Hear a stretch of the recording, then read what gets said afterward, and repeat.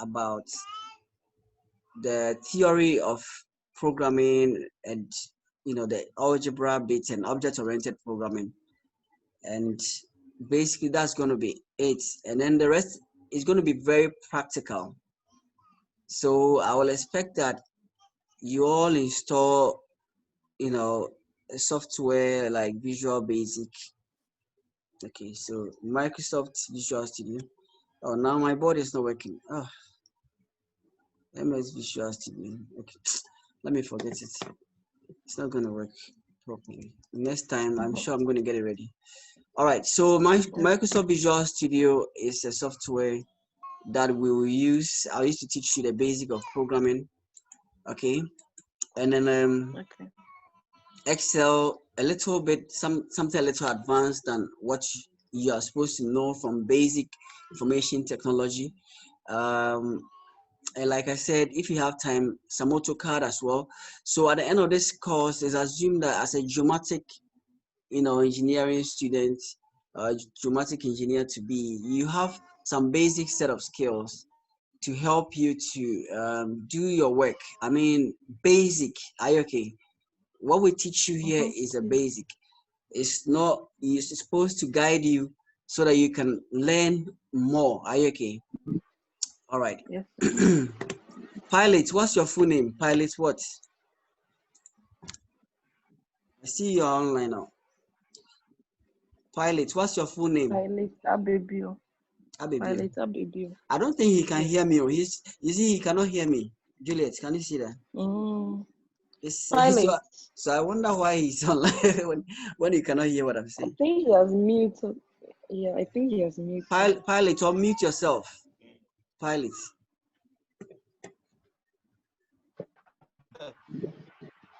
Pilot. I don't think he's just staring at us. Yes. Okay, can you hear me? No? You can hear me now? Pilot? I can hear you. Okay. That's fine. You can hear me.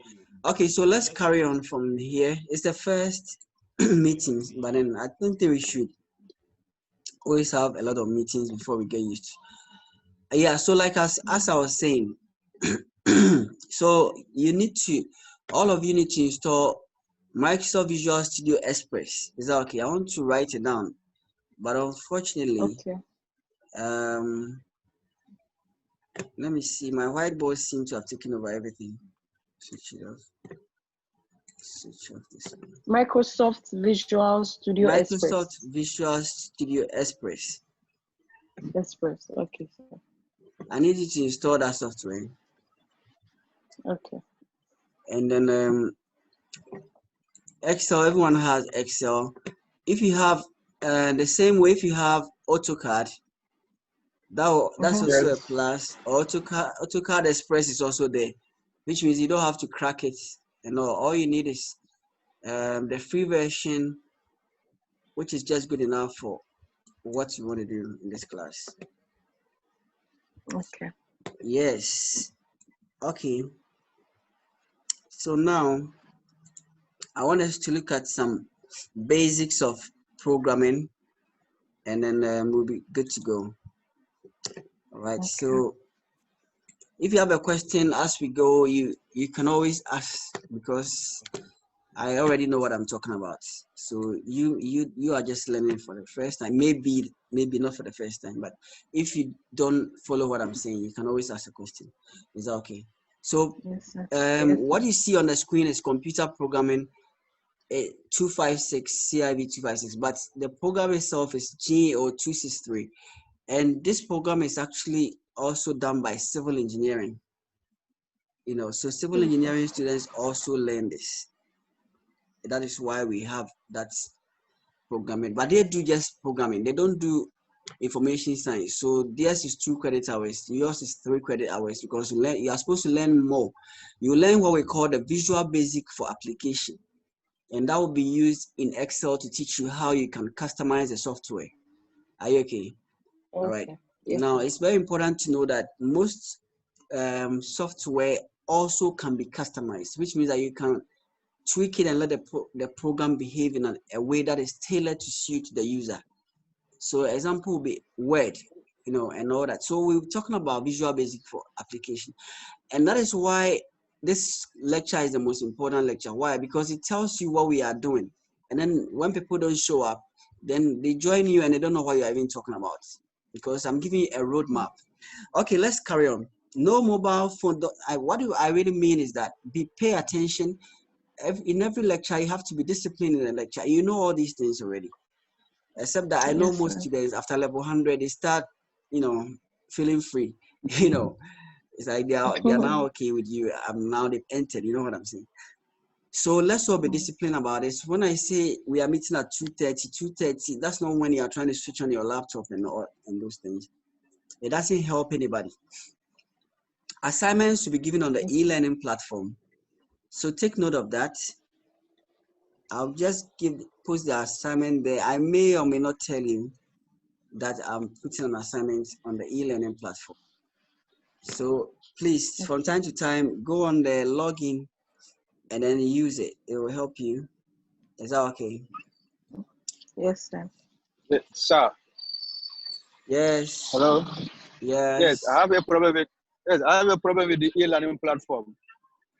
No, I don't think we can solve it here in this lecture whilst I'm giving you a lecture. Yeah. Okay, So, then I will try and contact the school again because okay, please, no problem. you don't ask this question during a lecture. This is a lecture. I'm giving you a lecture. Okay. Yes. No problem. All right. So if you have an issue with the platform, let's handle that. You have my number. Most of you can call me at midnight. So not now. This is the lecture time. Okay. Okay. Now Juliet, am I lying? Except you. Except Juliet. Yes. But Juliet can fully remember. You want to seriously call you after 7. Man, be careful. Don't go and crash your car. Anyway, no attitude, please. As I've always said, I don't want any attitude.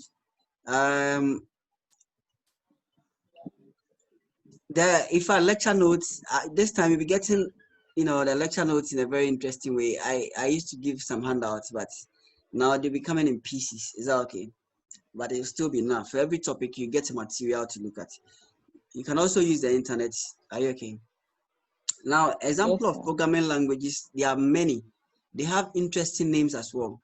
Is that okay? We have Delphi, Visual Basic, Python, C, C++, Visual C++, Visual C. I mean, like people just come. It's just like languages. You can have French, German, Spanish. Can't think about it. Arabic, Hausa. I mean, you can just go on and on and on and on. But then, what every language seeks to do is to communicate.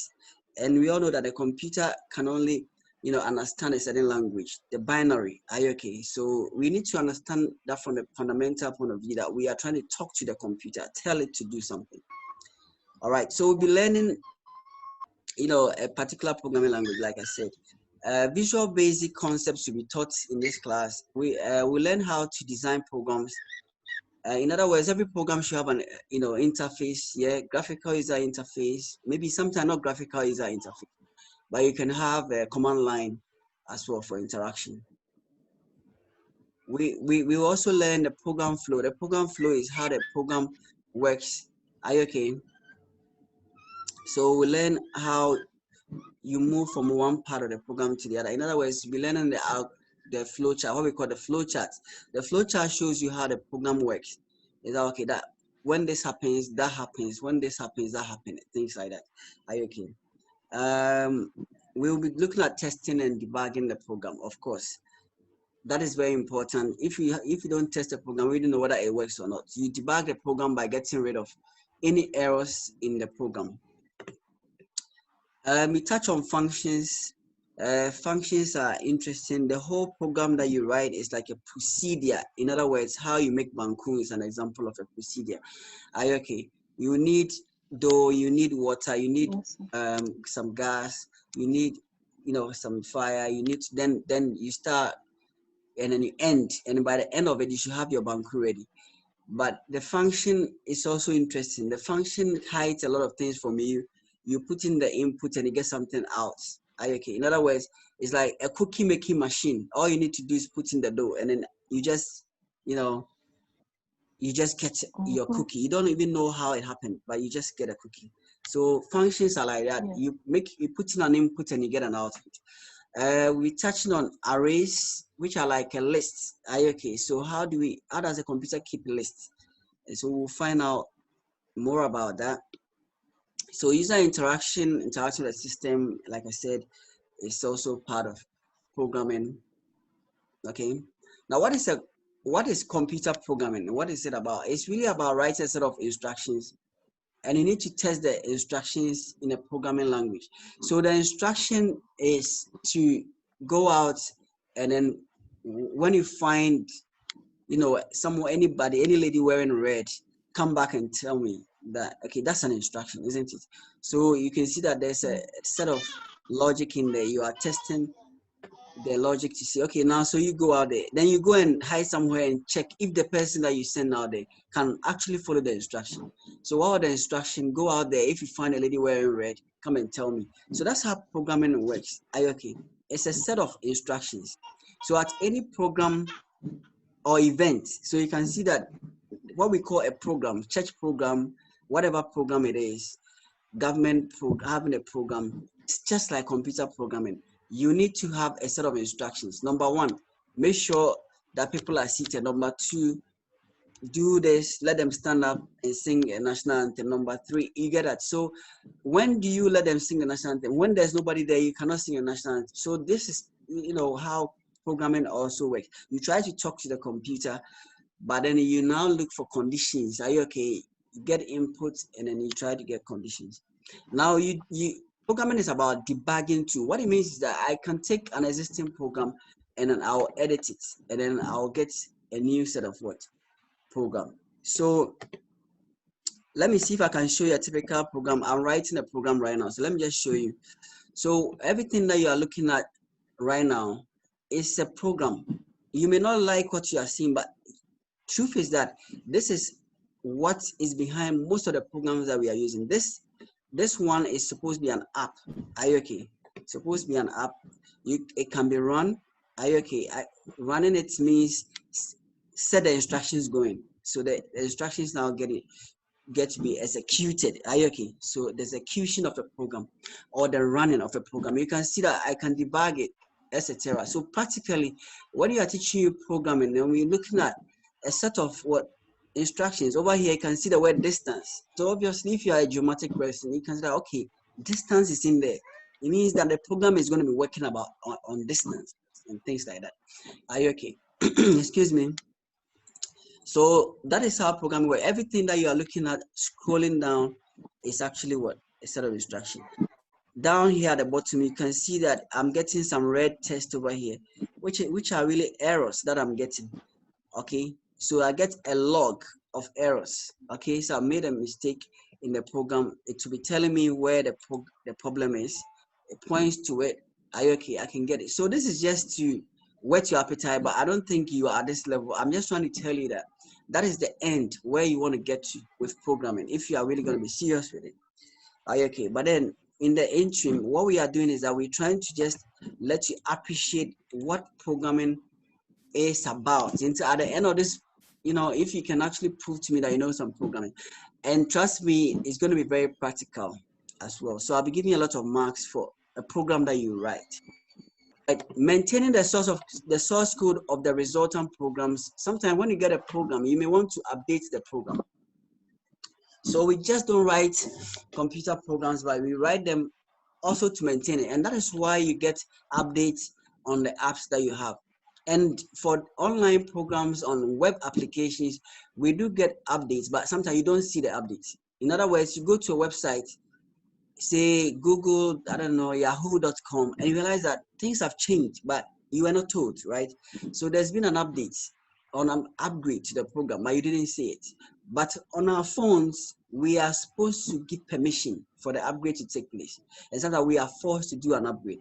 All that is actually maintaining the source code of the resultant program. So maintenance is very important, isn't it? So if you are not maintaining your route, then it gets washed away. That's in it. All right. So we maintain programs want to help the user to have a better user experience, etc. It's very important for you to realize that programming is all about what? Solving a problem or a specific problem. So what am I writing the program for?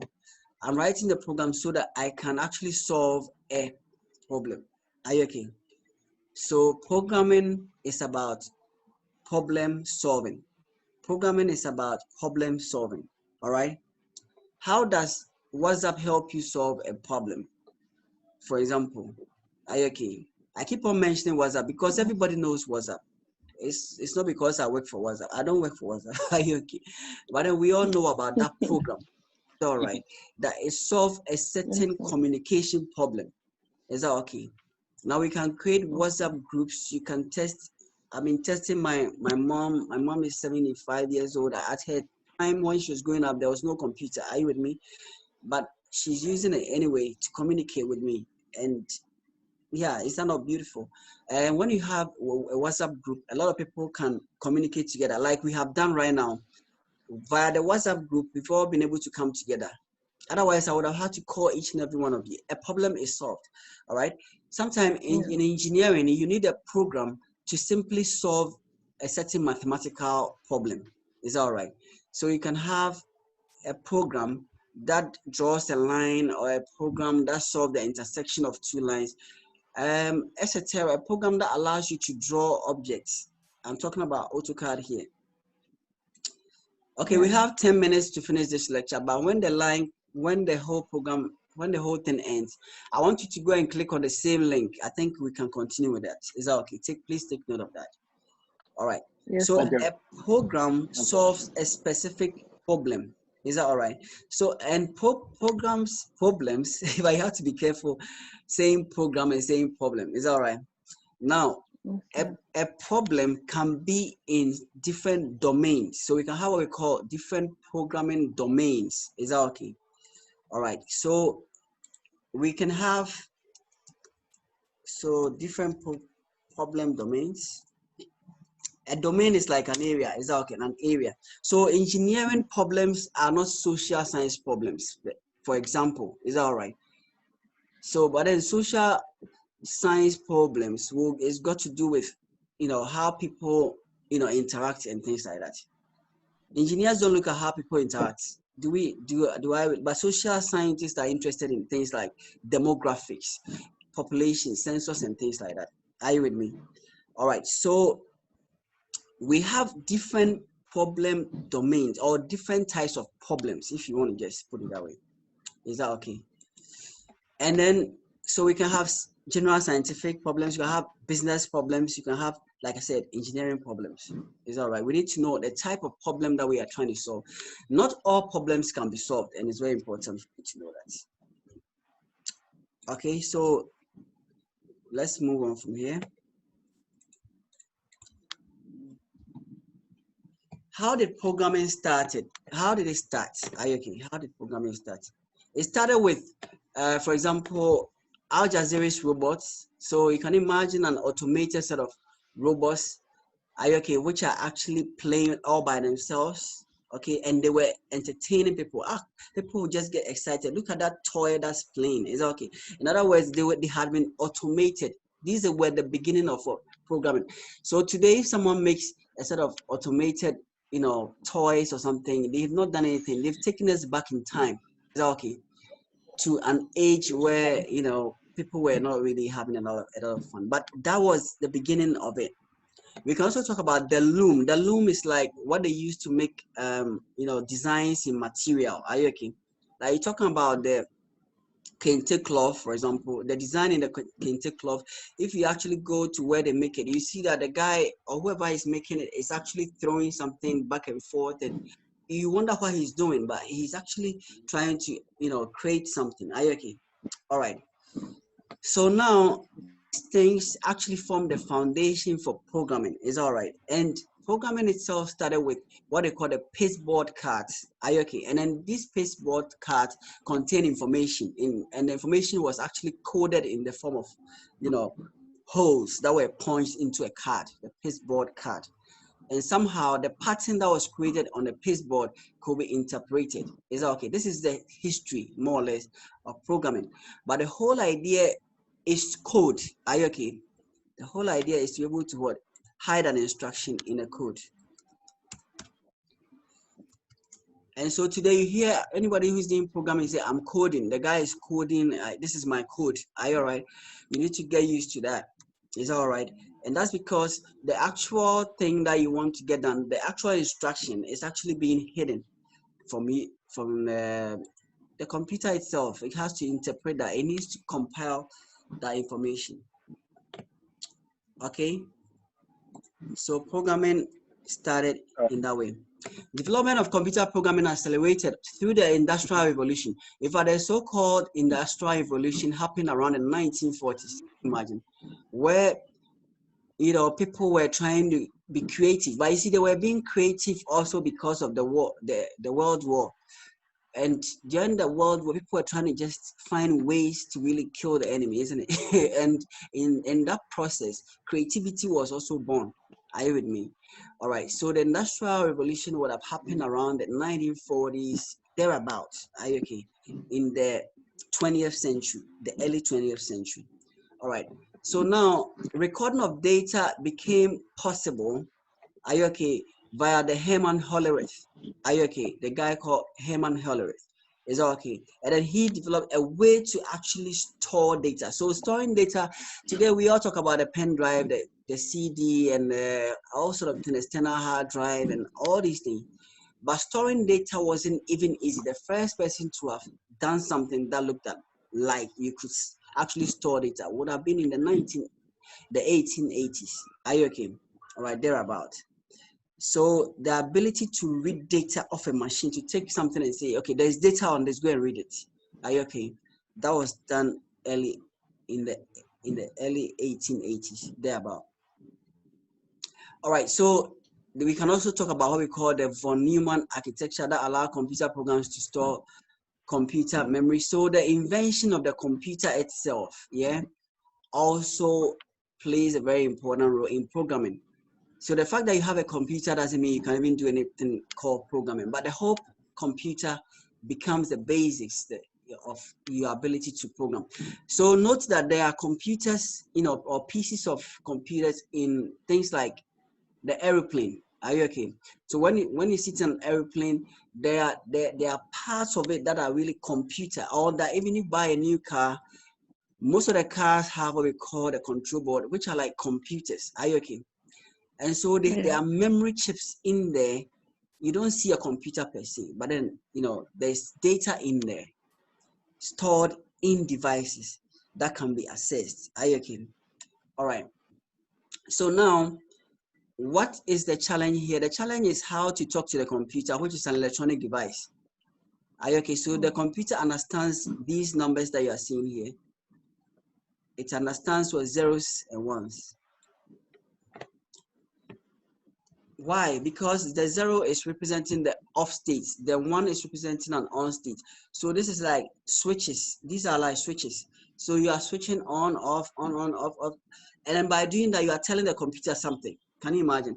Can you imagine if I actually told you that anytime I do this, it means something is happening? If I agreed with Aman or Juliet that, Juliet, when I do this, it means get ready. When I do this, it means, just get off the system. If it was between me and her, you wouldn't understand what that meant. Is that okay? But then I would have sent information, and you never know what we are up to.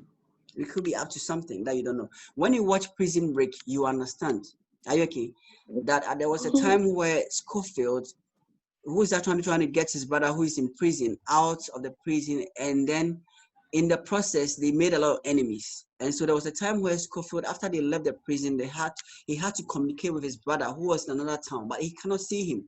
So he had a press conference. In the press conference, he keeps on tapping on his thighs. And then as he taps on his thighs, it's only his enemies who are so intelligent that knows that he's sending a code to his brother.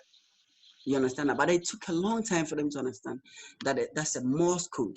So computers hide a lot of things that we cannot see.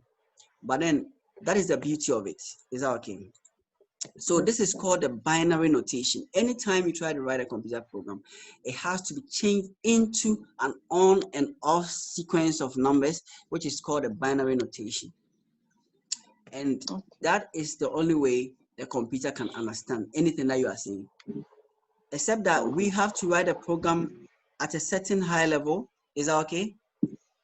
Yes, sir. All right. Now, at first, when you write a programming language, then you have to write it in such a way that every computer has its own instruction, etc. So then there had to be a way to kind of standardize all that. That was also done. We can also talk about in the early stages of computer development, assembly languages, okay, which allows the programmer to actually write the instruction in a way like you can write add x, total, and things like that that you can relate with. Is that okay? So-called assembly language, which means that the way we write programming was in such a way that you didn't want to even be, you will never like it. That's as simple as that. How programming started, nobody would like to be a programmer. It took nerds, people who were like that interested. Are you okay? People who were that intelligent to say they want to go into programming. But today we've heard of children. Children are writing programs. Have you heard about that? Are you okay? So that is why we are teaching you programming, because children can do that. And everybody on this page is actually above 18 years. So you're all qualified to learn some programming. Is that okay? All right. So now we can talk about a programming language like Fortran. So in fact, I remember we taught so many years ago, we taught